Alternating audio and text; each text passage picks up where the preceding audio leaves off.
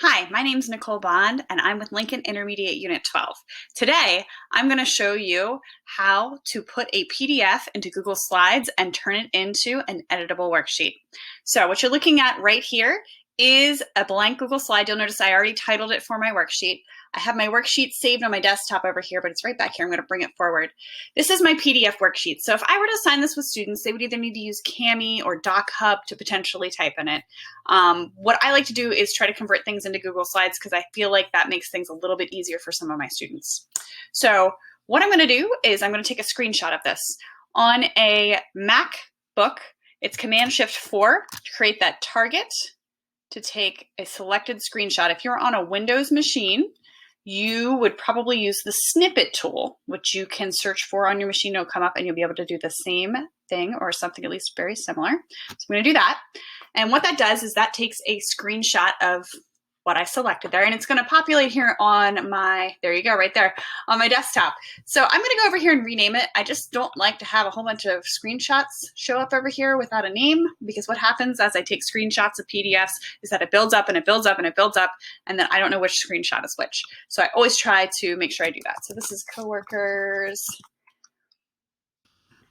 PDF shot. So I already have it screenshotted over here. When I do that, it turns it into an image, which really becomes helpful in Google Slides. So I'm going to close this PDF. As a reminder, if you are using a PDF, make sure that you have permission to make copies of this PDF, whether it's from a workbook that you constantly use with your students and maybe do hard copies with. This is still like making a copy of something. So this is typically how Google Slides will come up when you start a new slide. I'm going to go over here to File, and I'm going to go down here to Page Setup, because what I want to do, this is set up for a presentation, standard widescreen. I'm going to go down here to Custom. And down here at Custom, I can change this so that I'm turning it into a piece of paper that is 8.5 by 11 inches. Voila, I have a piece of paper. Now what I'd like to do is actually delete out this text box.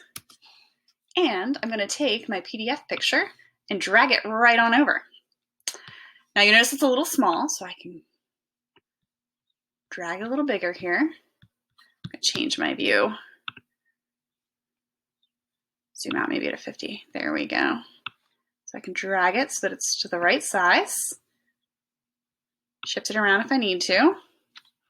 Then I'm going to go to Text. And again, I want to change my view to zoom in a little bit now that and once I have my text, I can insert it wherever I have a blank. So you notice it's a little off. I can just expand this up at the top, and it takes a little bit of tinkering, but I always suggest doing it once and then saying, okay, how big do I need the font to be? All right, do I want it a little bit smaller? Probably be good. Then I can maybe shrink it down a little bit. All right, that's about what I want.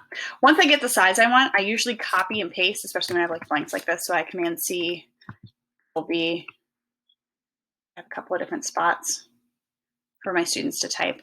And that way I can make sure that the text is the right size as I'm dragging it around. So what this does for me is it makes this entire worksheet typable for my students when I assign it to them in Google Classroom. So that as soon as they get it in Google Classroom, if I select that every student gets a copy, they can go right in here and begin typing answers as they come across it.